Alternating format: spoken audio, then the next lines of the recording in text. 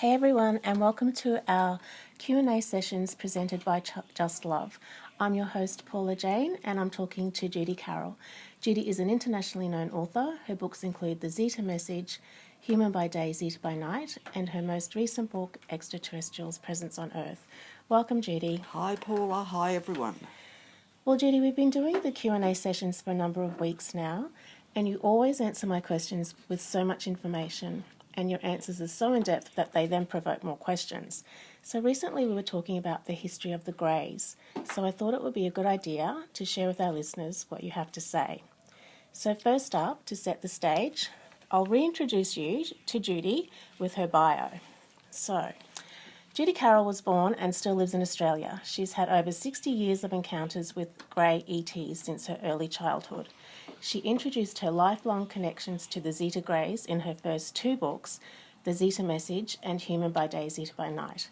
In her most recent book, Extraterrestrial Presence on Earth, she reveals that she is a blended soul whose conscious awareness spans two planetary connections, both Earth-human and Zeta Grey.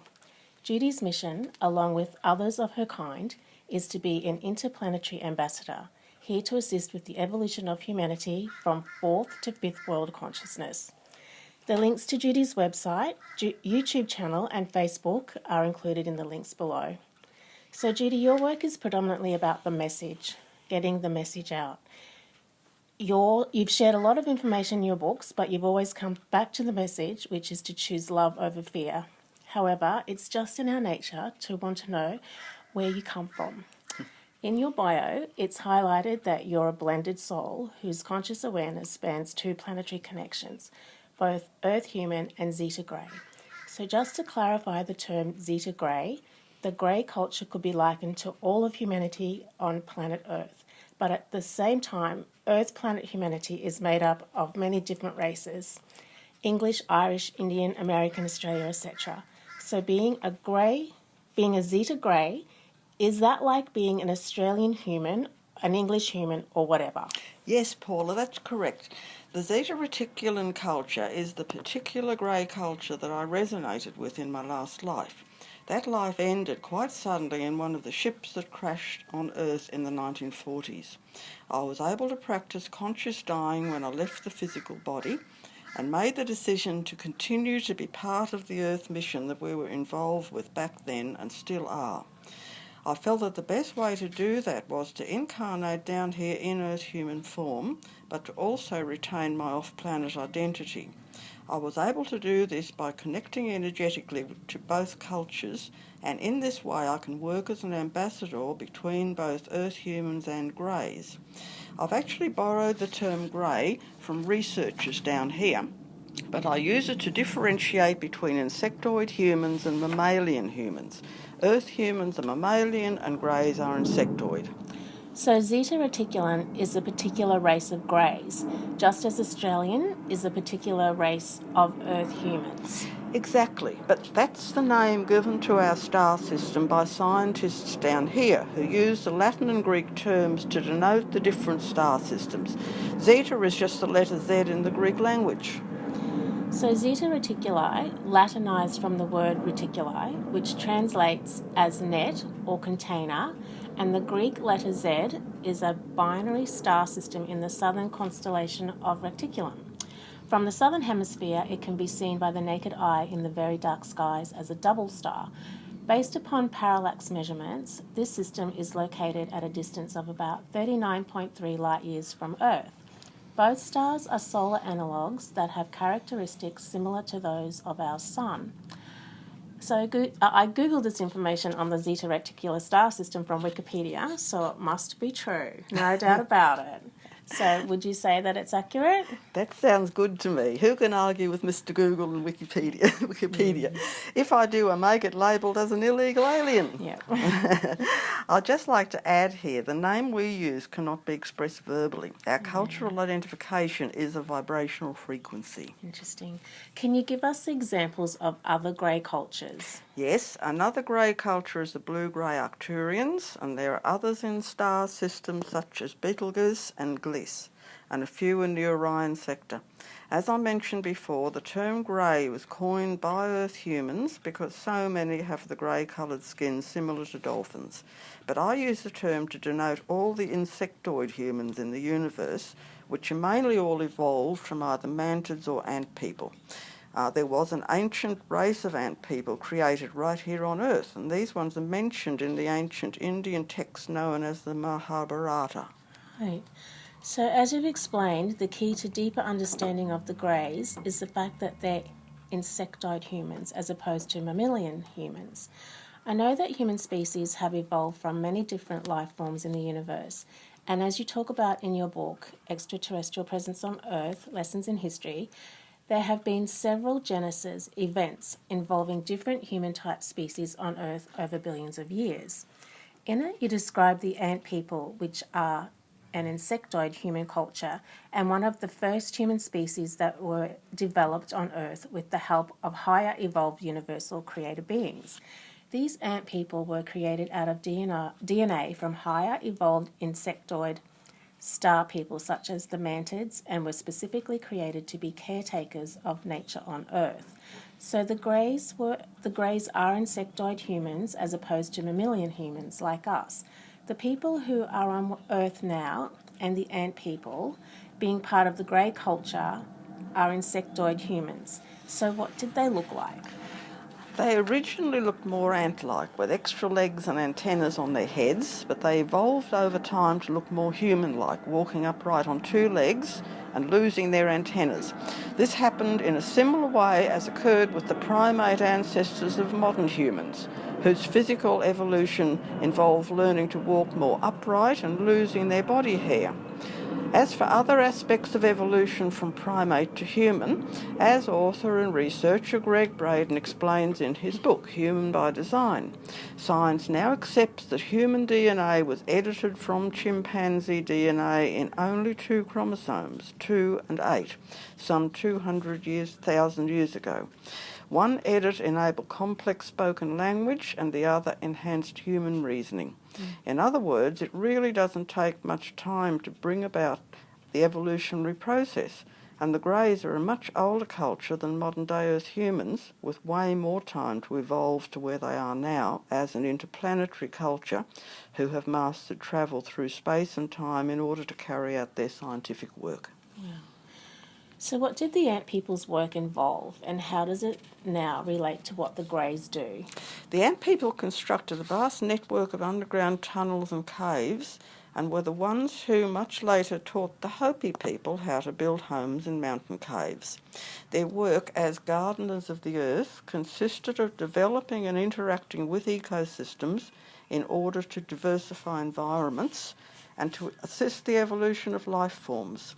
As a part of this work, they created a genetic bank of DNA which was stored in their underground quarters.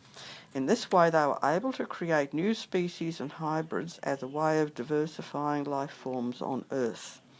The greys still carry out this type of work, but on a universal scale, travelling widely throughout the universe, assisting the evolution and diversification of species, and also adapting various species to changing planetary conditions. For example, many animal species are becoming extinct on Earth because of the serious degradation of the environment, but the greys have collected genetic material from all species on Earth, including humans. In this way, if a species becomes extinct down here, they can still continue elsewhere and can be adapted to exist and thrive in a different planetary environment if necessary. Oh, good to know. So the ant people were very resourceful and scientific and used technology even back millions of years ago on Earth. Are they still here? Yes, there are still some based on the moon. The more evolved off-planet greys have been helping them as they're helping other Earth humans. Okay, so things must have gone off track with them because as you've written about the ant people, they eventually reached a point in their evolution when they became very similar to modern-day Earth humans in that they took technology too far and basically lost their soul connection. They also procreated indiscriminately to the point of detrimental overpopulation, just as has happened in some places on Earth now. Because of experimentation with genetics, which was out of alignment with universal law, they were banned from the Star Council, but they still kept on regardless. And because of their overpopulation, they'd also divided into two groups living on two separate continents. Do you know what these continents were? I do know that what we now call Australia was part of the southern continent. I vaguely recall a life lived here as one of the ant people around 900,000 years ago. I'm not sure what the northern continent was. The planet has changed so much since then. These two groups began fighting with each other over the control of the genetic work on Earth, which ended in a major cataclysm, almost wiping out both groups. Then, just as they began recovering, the draconians arrived on Earth and started creating a reptoid human species using a biped dinosaur species as the base stock. So where did the draconians come from? As their name implies, their star origin is known on Earth as Draco, which is a constellation in the far northern sky.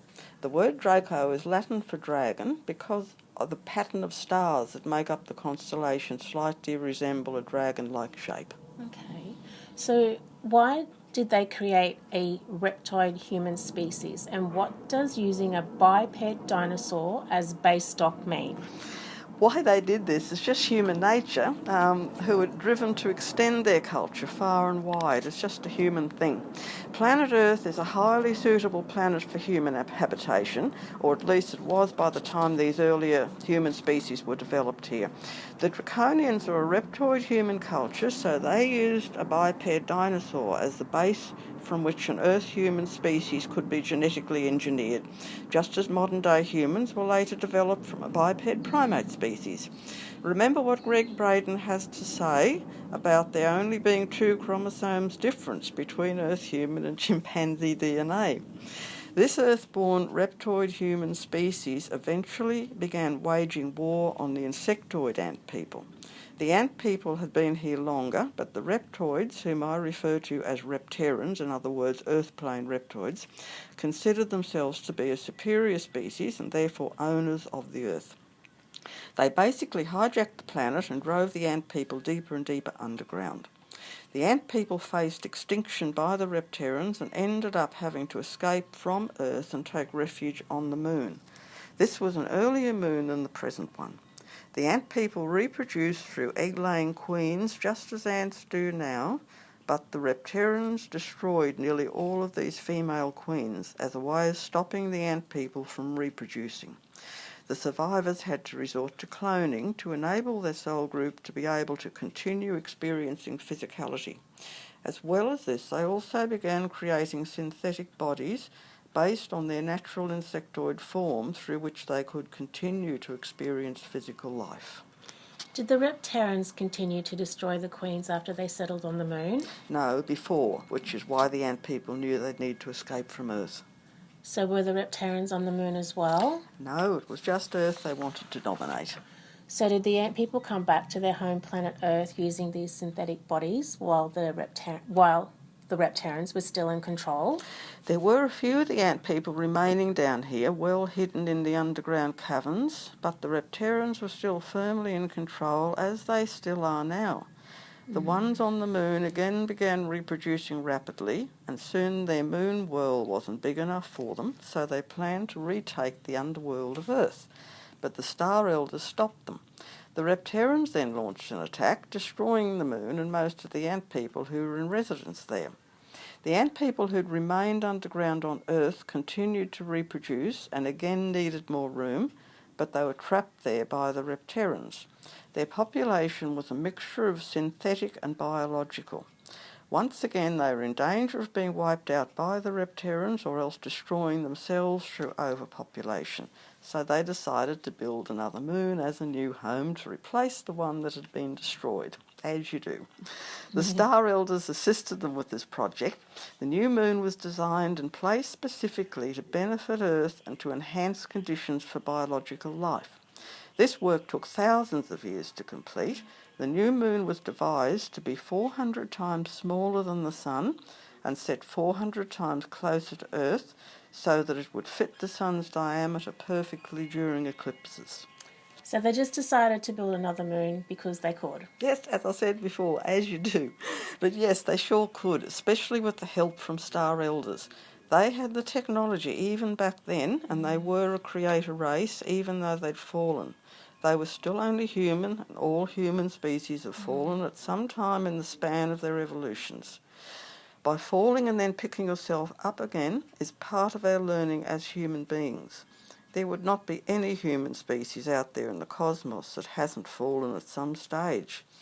I know down here people tend to point fingers of judgment and prejudice at the greys and reptilians, but everyone has been down that track. Pleiadians, Arcturians, Andromedans, Sirians, everyone's fallen at least once over the span of their evolutionary path. And so this moon, built by the ant people with help from the star elders, is the moon we have today. Yes, and having survived 3 mass extinctions, with each one being the near disappearance of their lineage, the ant people had learnt about the fragility and sacredness of life. They'd also learnt that overpopulating their environment caused a threat to themselves and their planet, so they massively cut down their reproduction rate. As an assistant creator culture, they carried a deep sense of shame and regret for their past mistakes, which had brought about the near destruction of their home world. They understood the fact that, as humans, we create our own reality, and it was their own mistakes that had brought the karma down upon them in the form of the reptilians. So what do you mean when you say as an assistant creator race? The ant people, as part of the grey culture, had been assigned by the higher star elders to be gardeners of the earth. Their job was to create and protect ecosystems on Earth, not to destroy the environment. They were supposed to work closely with the elementals and nature spirits in this work. They were an ancient and evolved species and very capable of carrying out this task assigned to them. This is why they felt such deep remorse and guilt for having fallen from the path. In spite of their artificial way of reproducing through the biosynthetic bodies, the ant people's collective consciousness evolved and realigned with cosmic order. They were readmitted into the Star Elders Council. These biosynthetic containers were then further refined so that others could use them as spacesuits, just as is illustrated in the movie Avatar, in which the crippled Earth-human man makes use of an ET body to carry out his work. When you say others use these biosynthetic containers or bodies, what others do you mean? Many humanoid cultures use them: Pleiadians, Sirians, Lyrans, etc. Anyone who is able to consciously step out of their physical body and who needs to carry work out on a planet where they couldn't survive normally because of atmospheric conditions. It's exactly like when our Earth-plane astronauts went to the moon. They had to have special suits on to enable them to step outside of their spacecraft to interact with an environment in which an Earth-human body couldn't survive. Same with deep-sea divers who have to wear special equipment to survive underwater. Okay, that makes sense. And what about the ant people? What happened after they settled on the new moon? They continued to evolve to become citizens of the universe and an intrinsic part of the Grey Collective. However, their collective group consciousness continued to carry a deep sense of regret and pain. They'd been so much like modern-day Earth humans are now, totally driven by their emotions, which caused all sorts of problems and almost destroyed their culture 3 times. This sense of guilt and regret caused them to try to eliminate emotion completely from their psyche and operate in a purely scientific way, hoping that this would keep them safe. But no human culture can operate that way. Emotion is an essential facet of being human. This brings us to the present-day hybrid program. With the reptilians still in control down here, using their divide and conquer agenda to keep human emotions stirred up and continually at war with each other, Earth humans are in a parallel state to that which almost destroyed the ant people. Judy, can you talk more about this hybrid program? What is going on with that? Is it connected with ET contact? Yes, very much so. The hybrid program actually spans 2 timelines. The Greys are able to do this to travel and operate through time and space. 2 cultures have needed help. Our present-day Earth-human culture, which tends towards too much emotion, thus causing many problems, and the other timeline pertains to the ant people of Earth, who through their sense of guilt and regret went too far the other way by eliminating all emotion from their psyches. As I said before, human culture cannot operate in this way. We are not robots, even the ones who operate through the biosynthetic bodies. These ones are still driven by human consciousness, as with the man in the Avatar movie. So the hybrid program involves balancing both cultures by combining the genetics. Higher evolved off-planet greys, such as the Zetas and blue-grey Arcturians, are carrying this work out in order to preserve both the Earth human and ant people's cultures. If this is not done, Earth plane humanity will not survive. They'll end up destroying themselves as did the ant people, again with help from the reptarians.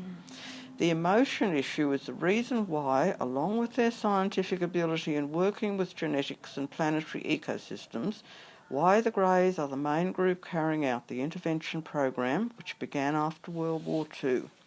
Earth humans have too much emotion, and the ant people, who are part of the Grey culture, almost bred it out of their group and want to regain it. A hybrid program was started with permission from the Star Council to bring both cultures back into balance. Having been there, done that on 3 occasions, and having brought valuable lessons into their Grey soul group, the ant people know only too well where Earth plane humanity is headed. The more evolved Greys are also helping them to regain their lost emotion, hence the hybrids who are being developed with the best features of both cultures.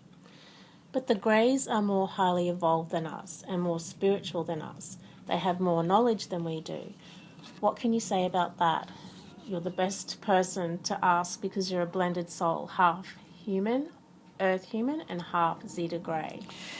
Yes, the Greys are a much older species than modern-day Earth humans. The Grey culture goes back billions of years on Earth and trillions of years off-planet and interdimensionally. Earth humans are on level 1 of the human ladder, whereas the Grey culture spans much higher levels, with some right up at level 8 or even higher. These ones from higher levels of the ladder operate on vastly expanded levels of conscious awareness and have a much deeper understanding of the concept of oneness, or what people down here refer to as God. Many of the ant people have now evolved as off-planet Greys, but by falling from the path in the process, they've learned many hard lessons. Some of the ant people were captured during the wars with the reptarians, who crossbred with them and fitted them with implants to control them, just as they're now doing with some Earth humans. Insectoid reptilian hybrids are still being created and cloned on Earth and are the programmed life forms that Dr. Stephen Greer talks about. The off-planet Greys, such as the Zetas and Arcturians, are now coming here to help both these ones and also Earth humans to evolve further. The Greys see the reptarians doing to modern-day humans exactly what they did to the ant people. They also see Earth humans making exactly the same mistakes as the ant people, with overpopulation, compromising the environment, believing that war is inevitable and a solution, and allowing technology to override spirituality. This is precisely why they're here now, trying to stop yet another cataclysm happening to our Mother Earth, for which the ant people were the original caretakers. As caretakers of Earth and environmental scientists, they realise that they should have known better, and their coming here now is giving them the chance to balance their karmic debt to planet Earth. So the mixture of synthetic and biological ant people that you mentioned earlier, I know this was eons ago. How long ago was it? Do you know? And was this able to be done even back then because of their knowledge in technology and science? It was billions of years ago, and yes, they did have the technology and also have received help from even more ancient off-planet Grey star elders. The Greys are the scientists of the universe and experts in the science of energy and consciousness. Wow, epic, fascinating. Okay, so thanks for all of this great information, Judy. Just letting our listeners know that Judy's books are available through Amazon and Kindle, or you can go directly through Judy's website, which is included in the link below. So if you enjoyed this video, please share it with your friends and subscribe to this channel. Again, thanks, Judy, and we look forward to our next Q&A session. Bye for now.